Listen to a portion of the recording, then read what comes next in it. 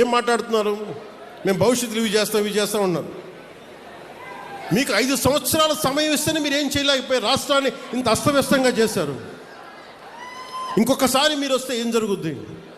అదే వద్దని చెప్పి మనం ప్రజలు పక్కన పెట్టారు. ఈ రోజుకి వాళ్ళు తీరుతేనే మార్చుకోవట్లేదు. చాలా తక్కువ సార్లు గత ప్రభుత్వం గురించి మాట్లాడతారు.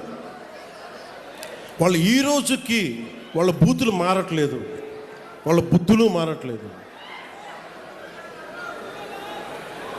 నేను ఇంకా మీరు సామాజిక మాధ్యమాల్లో తిడతానే ఉన్నారు.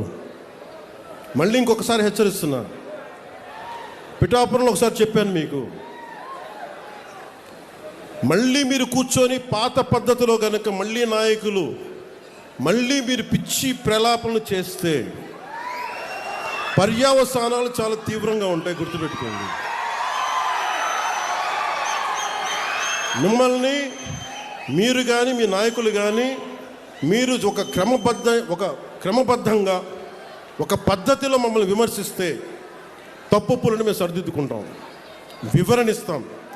అలా కాకుండా వ్యక్తిగతంగా మళ్ళీ పాత పద్ధతిలో చేస్తే ఈసారి నేనే చెప్తున్నా. మీరు పవన్ కళ్యాణ్ మంచితనం చూశారు, పవన్ కళ్యాణ్ సహనం చూశారు,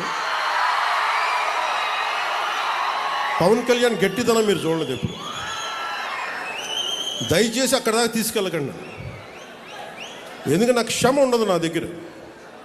మీలాంటి వాళ్ళకి రిపీటెడ్ అఫెండర్స్కి, క్రైమ్ చేసి తప్పించుకుందాం అనుకున్నోడికి, రిపీటెడ్ అఫెండర్స్కి నా దగ్గర క్షమ ఉండదు. చాలా భరిస్తాం, చాలా సహనంతో తీసుకుంటాం. కానీ పదే పదే కూర్చోబెట్టి మేము ఏదైనా చేస్తామని మీరు మళ్ళీ పాత పద్ధతిలో చేస్తే వీఆర్ క్లోజ్గా మానిటర్ చేస్తున్నాం. ఎవరు ఏం మాట్లాడుతున్నారు, ఎవరు ఏం చేస్తున్నారు, మీకు అవకాశం ఇస్తున్నాను. మీరు ప్రజాస్వామ్యబద్ధంగా విమర్శించండి, సౌహృదయంతో కూటమి ప్రభుత్వం తీసుకుంటుంది. మళ్ళీ హద్దులు దాటి మాట్లాడి మేమే వచ్చేస్తాం 29లో అంటే నేను చెప్తున్నాను కదా, మళ్ళీ ఈ రోజున నా రాజోలు గడ్డ సాక్షిగా చెప్తున్నాను కదా.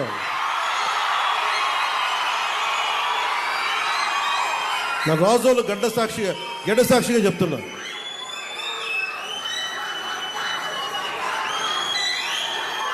మీరు అలాంటి ఆశలు పెట్టుకోకుండా జరగవు.